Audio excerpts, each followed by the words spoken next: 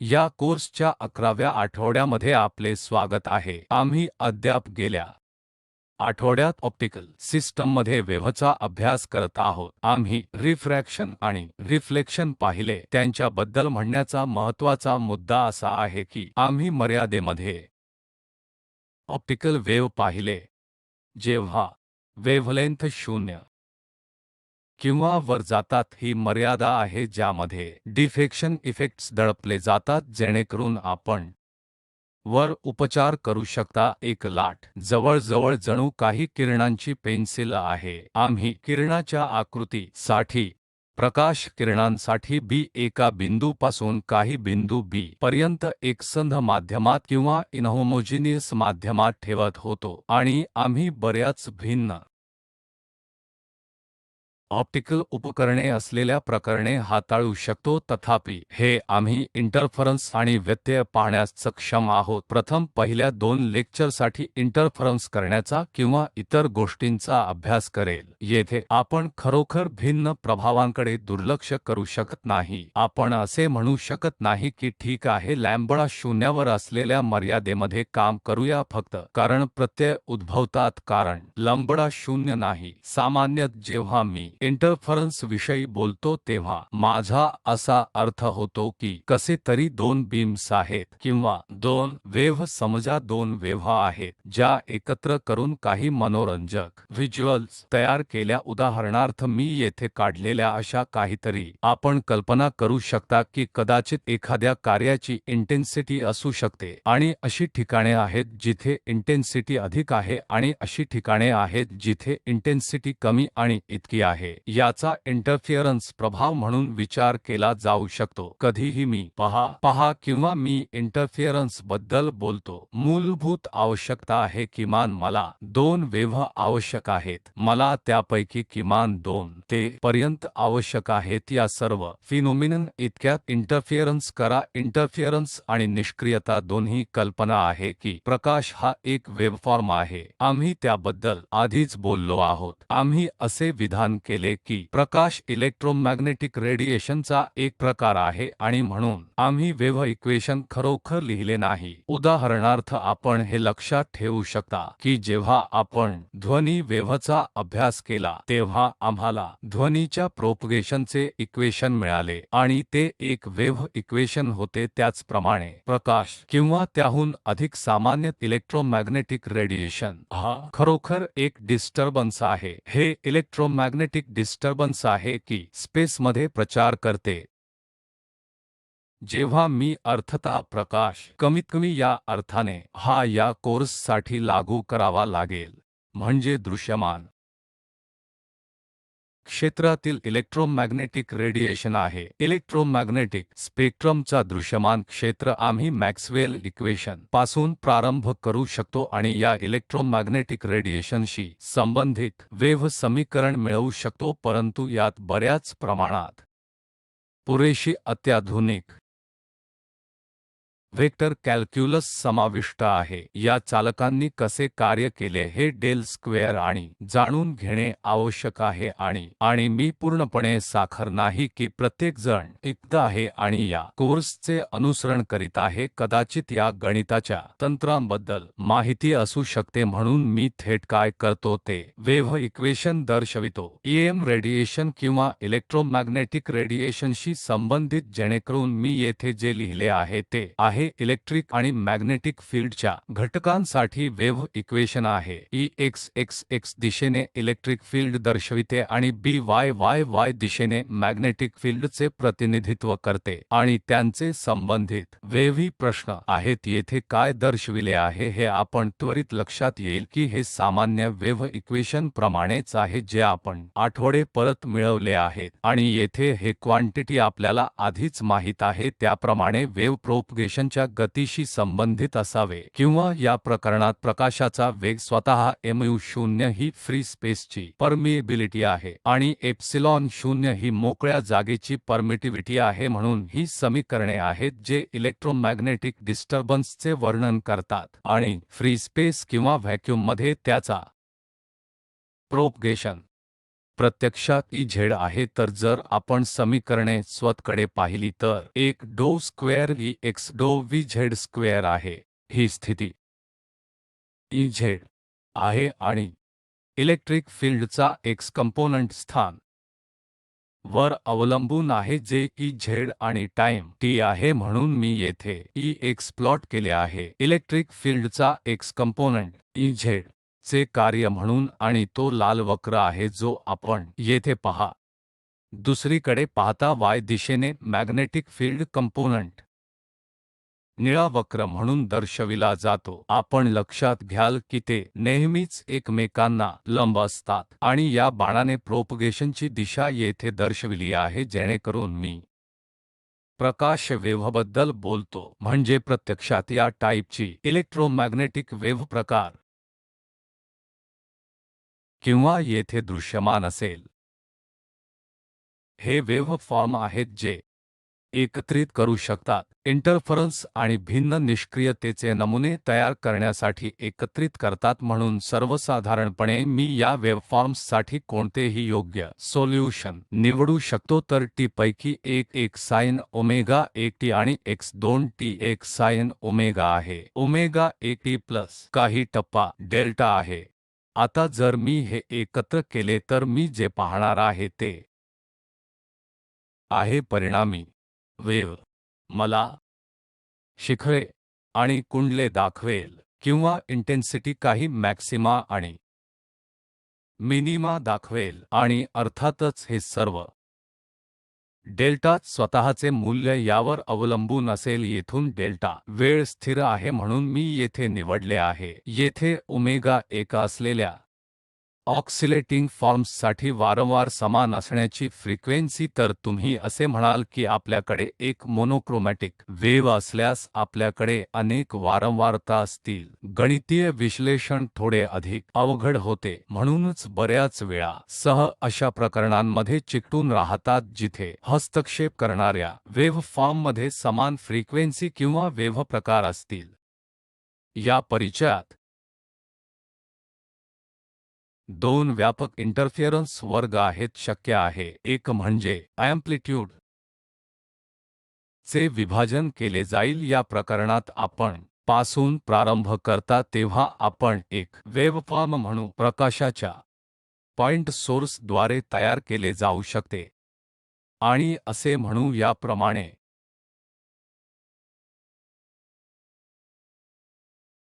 इथे ग्लास स्लॅबवर प्रहार करू. ग्लास स्लॅबच्या वरच्या पृष्ठभागाच्या वरच्या बाजूला रेडिएशनचा भाग लगेच परावर्तित होतो आणि दुसरा भाग प्रत्यक्षात आत प्रसारित होतो. आता आतमध्ये प्रसारित केलेला एक भाग खाली जाईल आणि शेवटी खालच्या पृष्ठभागावर पुन्हा प्रतिबिंबित होईल, आणि या दोन बीम तत्वतः एकत्र करू शकतात, इंटरफिअरन्स करू शकतात, आणि या दिशेने येणारा पॉइंट सोर्समधून इंटरफिअरन्स पॅटर्न तयार करू शकतात. शेवटी आम्ही दोन बीम ने समाप्त केले आहे, आणि दुसऱ्या बाजूला या दोन बीममध्ये स्थिर फेज फरक आहे. दुसरीकडे आपण हे थोडेसे वेगळ्या मार्गाने करू शकता, ज्यास वेव्हफ्रंटचे विभाजन असे म्हणतात. या प्रकरणात जर आपण डाव्या कडे पाहिले तर येथे आकृती काढा. आपल्याकडे जे आहे ते येणारा आहे कदाचित एक योजना दृश्य. डाव्या बाजूने येणारी प्लेन वेव्ह पहा, आणि हे दोन लहान स्लिट्ससह एक स्क्रीन हिट करते. या स्लिट्सचे नाव S1 आणि S2 येथे आहे, आणि नक्कीच प्रकाश जे त्या स्लिटला धक्का मधून जाईल आणि पुन्हा काही अटींच्या अंतर्गत रोजी स्लिटची रुंदी, स्लिट्स आणि इतर अनेक घटकांमधील अंतर एकत्र घेतले. हे शक्य आहे की या दोन बीम बाहेर येत आहेत आणि त्या दोघी एकात इंटरफिअरन्स करू शकतात आणि इंटरफिअरन्स पॅटर्न तयार करू शकतात. म्हणून मी सोप्या प्रकरणासह प्रारंभ करेन जेणेकरून सेटअप खालील प्रमाणे आहे. माझ्याकडे आहे प्रकाशाचा एक पॉइंट सोर्स म्हणून या आकृतीमध्ये द्वारे येथे दर्शविले आहे, आणि प्रकाशाचा हा पॉइंट सोर्स ग्लास स्लॅबला तिरकस कोनात प्रकाश देतो. ग्लास स्लॅबची जाडी आणि आहे ग्लास स्लॅबची रिफ्रॅक्टिव्ह इंडेक्स येथे लिहिलेला आहे. आता या बीमचा भाग रिफ्लेक्टर आहे आणि हा बीम काचेच्या खालील पृष्ठभागाच्या खाली जातो आणि पुन्हा असे दिसून येते की मध्ये एक येणारा एस पासून सुरू होतो आणि परिणाम बीम पर्यंत आहे CD किंवा 1 आणि 2 द्वारे दर्शविले तर आपण असे मानतो की येथे प्रकाशाचा एक किरण आहे S आणि वेव्हलेंग्थ ही लंबडा आहे. म्हणून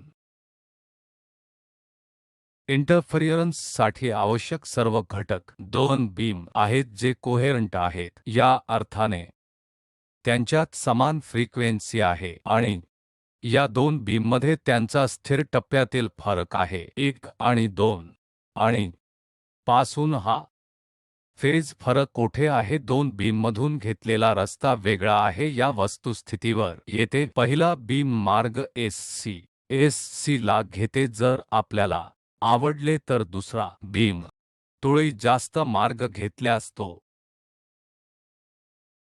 एक BD2 म्हणून जातो, म्हणून तो फेज फरकच्या मूल्यानुसार जाईल.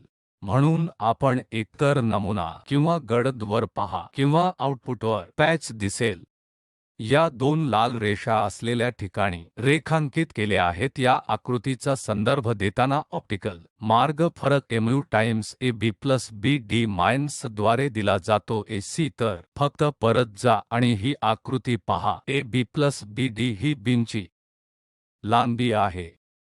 काचेच्या माध्यमामध्ये ट्रॅव्हर्स केली गेली ज्याचे रिफ्रॅक्टिव्ह इंडेक्स S आणि दरम्यान MA आहे. दोन्ही बीम ला तत्वतः समान अंतर प्रवास करता तर कोणताही मार्ग फरक नाही. पथ फरक फक्त बिंदू A वर घडू लागतो कारण प्रकाशाचा एखादा भाग ग्लास स्लॅबमध्ये जातो आणि इतर त्वरित प्रतिबिंबित होतो आणि C आणि D पासून पुन्हा मार्ग समान आहे. आणि जर आपण या आकृतीच्या जिओमेट्रीकडे पाहिले तर आपण हे पाहू शकता की AB BD च्या समान आहे. जर AB हे BD च्या इक्वल असेल तर मी फक्त माझा मार्ग फरक 2 mu time AB minus AC असे लिहिता येऊ शकते. मला RAB आणि AC शोधण्याची आवश्यकता आहे. AB शोधण्यासाठी ते करू या. मी या त्रिकोणाकडे मी तुमचे लक्ष वेधून घेतो ज्याला काही रंग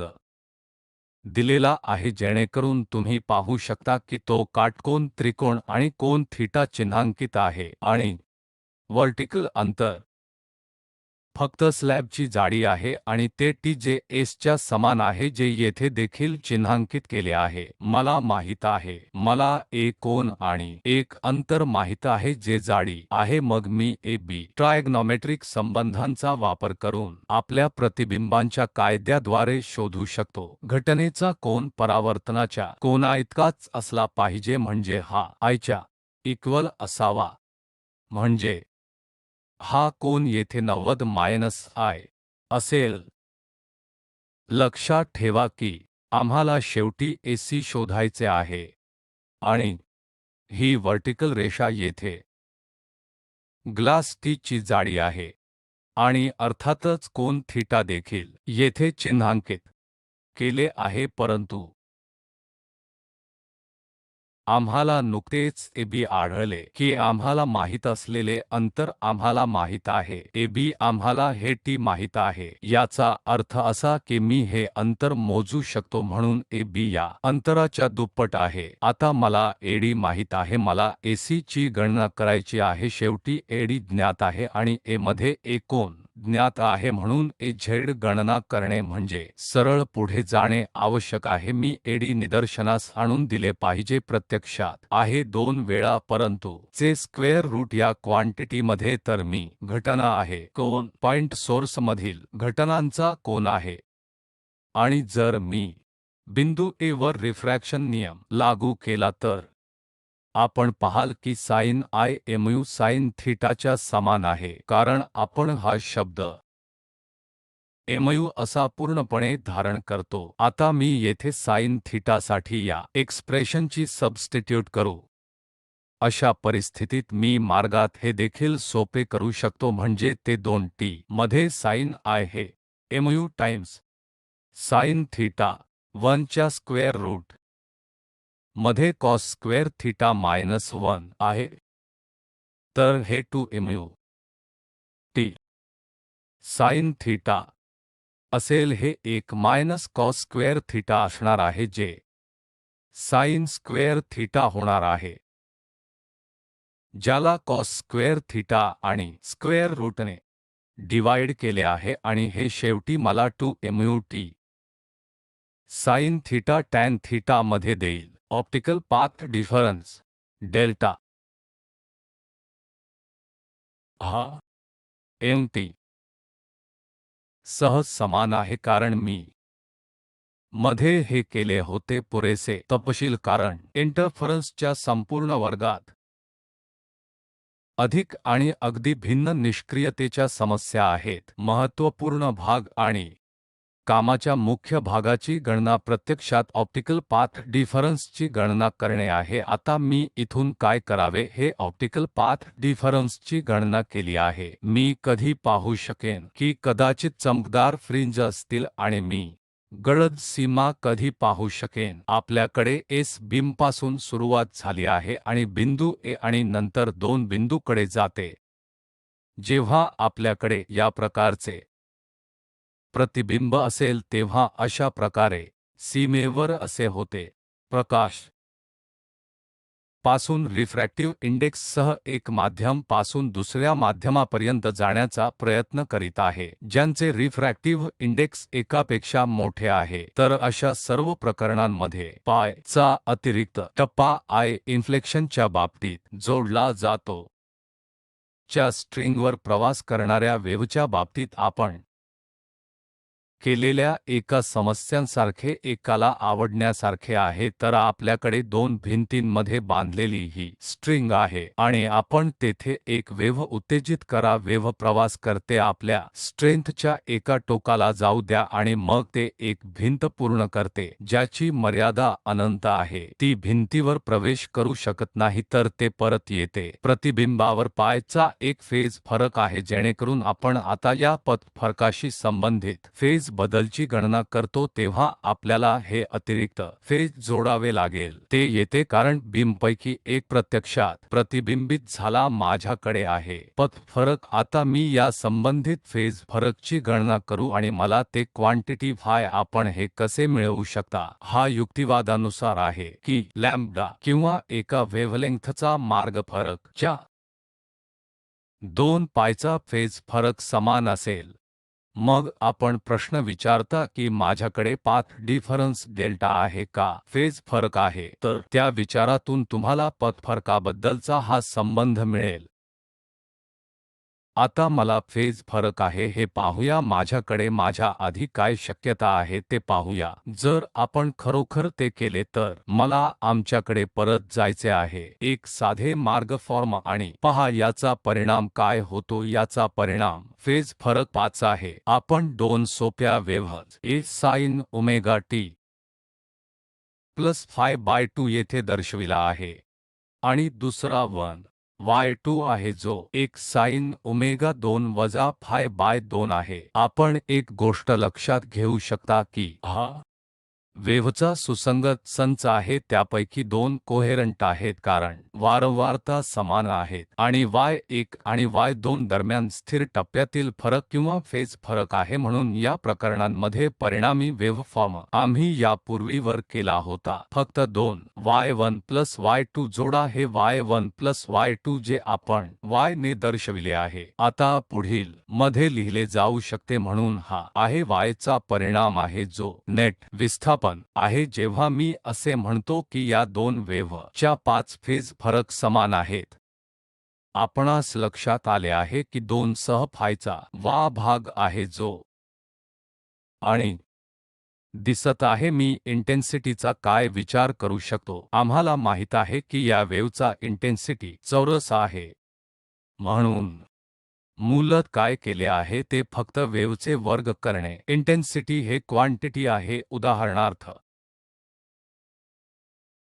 साइन स्क्वेअर ओमेगा टी तुम्हाला टाइम व्हेरिएशन देतो बरोबर नाही. मला टाइम व्हेरिएशनमध्ये फारसे स्वारस्य नाही म्हणून मला एम्प्लिट्यूड वर्गात जास्त स्वारस्य आहे जो 4 square times cos square phi by 2 phase असेल. फरक हा नक्कीच आहे की मी तो येथे मोजला आहे. मी तो तुम्हाला पाहण्यासाठी पुन्हा लिहिला आहे आणि 2 mu t कॉस थीटा आहे मार्ग फरक जो आपण ऑप्टिकल पाथ डिफरन्सची गणना केला. प्रथम हा ऑप्टिकल पाथ डिफरन्स वेव्हलेंग्थचा इंटिग्रल एकाधिक आहे का ते पाहूया. म्हणून फेज फरक 2 ph च्या इंटिग्रल पटीचा आहे. जर मी या अतिरिक्त फेज फरकसाठी विचार केला तर I बिंदू a च्या प्रतिबिंबामुळे पाय च्या फरकाचे उत्तर आहे. मग मला फक्त पर्यंत पाय जोडा. म्हणून आता या फेज फरकसाठी फेज फरक झाल्यानंतर ते 2 पाय m प्लस पाय होईल. याचा अर्थ असा होईल जर मी बाहेर पाय घेतला तर ते 2m+1 असेल. या इंटेन्सिटीकडे परत जाईल.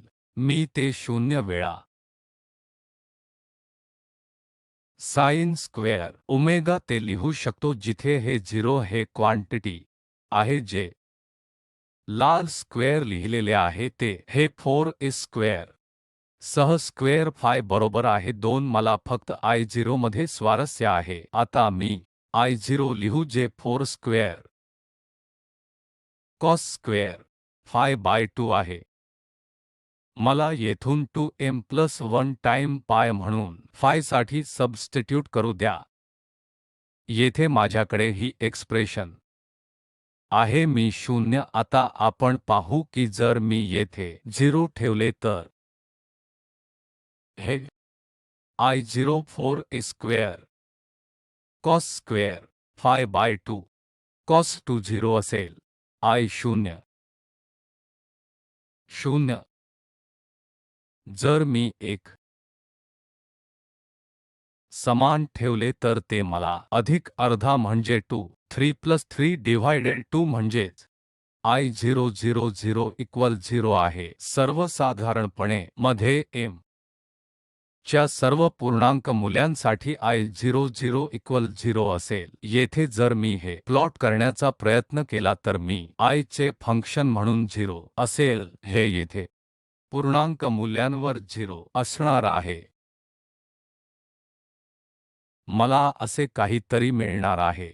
हे अशा परिस्थितीत जेव्हा t mu t cos theta m लॅम्बडाच्या इक्वल असते तेव्हा जेव्हा ही स्थिती पूर्ण होते इंटेन्सिटीची असते किंवा आपण गडद सीमा पाहू. जर 2 mu t cos theta m plus multiply लॅम्बडाच्या हाफ टाइमच्या इक्वल असेल तर काय होईल. पुन्हा लक्षात ठेवा की मी आता 2 mu t cos थीटाच्या या मूल्यात फेज फरकसाठी मधील एक्सप्रेशन मध्ये ठेवले तर m हा पूर्णांक आहे. हे मला पुढील गोष्टी देईल म्हणून आपल्याला या अतिरिक्त टप्प्यासाठी निर्णय घ्यावा लागेल जो स्लॅबच्या वरच्या पृष्ठभागावर प्रतिबिंबातून उद्भवतो. म्हणून मी ते खात्यात घेतल्यास हा फाय 2 पाय प्लस पाय होईल. दुसऱ्या पाय जोडला जाईल.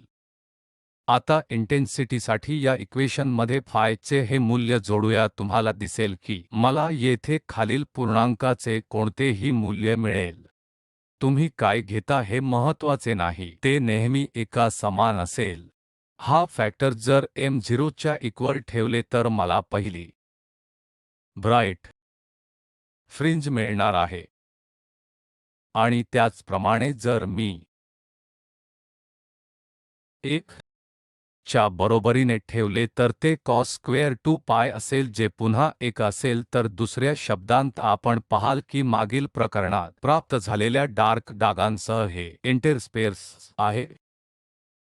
हे सर्व बिंदू येथे हे सर्व मूल्य जे 4a स्क्वेअर याशी संबंधित आहेत ते त्या जागा आहेत जिथे हे इक्वेशन समाधान आहे. आणि आता जर मी असतो तर प्रत्यक्षात येथे या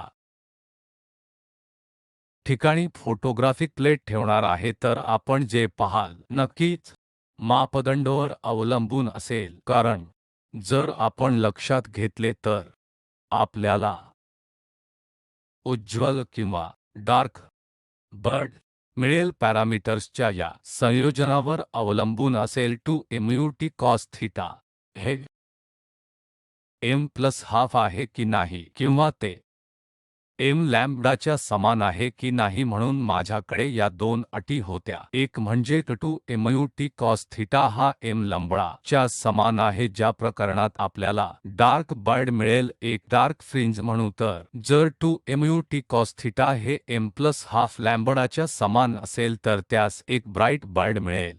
आणि थीटा देखील दिलेल्या कॉन्फिगरेशनसाठी स्थिर आहे. आणि या अर्थाने सेट अप करा की एकदा आपण निवडता आणि मी माझा स्रोत कसा प्रकाशमानला आहे या ग्लास वर स्त्रोत कसा केंद्रित केला जाईल इतर शब्दांमधील, तर या सर्व निष्क्रियतेच्या स्थिरतेच्या कोनात निश्चित करण्यासाठी आहे. आणि जर ते प्रकरण असेल तर जेव्हा आपण हे आउटपुटवर पाहतो आणि कॉन्स्टंट इल्युमिनेशन करतो तेव्हा आपण प्रत्यक्षात पाहू हे कॉन्स्टंट इल्युमिनेशन एकतर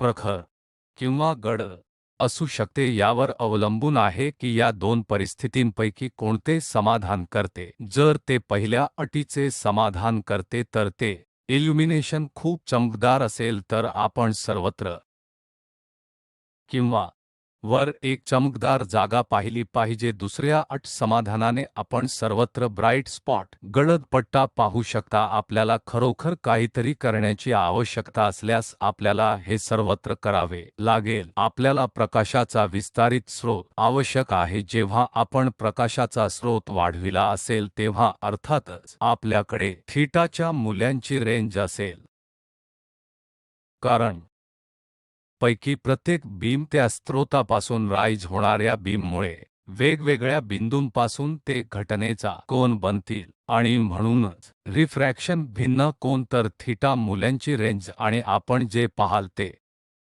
हे